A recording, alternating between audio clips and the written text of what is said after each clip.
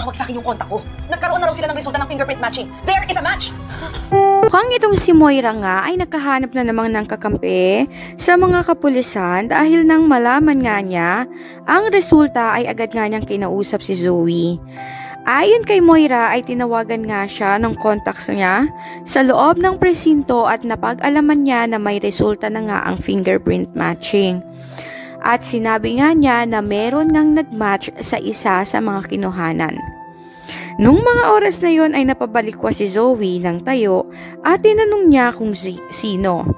At ayon nga kay Moira ay kailangan na nilang maghanda dahil kung sakasakali man na si Zoe o si Moira nga ang siyang nakuhana ng fingerprint matching ay siguradong makukulong sila.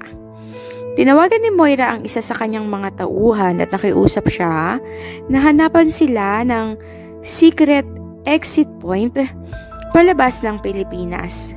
Ayon sa kanya, hindi na siya papayag na makulong ulit dahil nagkaroon nga siya ng trauma sa kanyang mga dating kasamaang preso. At mas lalong hindi naman niya kakayanin kung makikita niyan ang kanyang anak na si Zoe ay makakasama niya sa loob ng kulungan.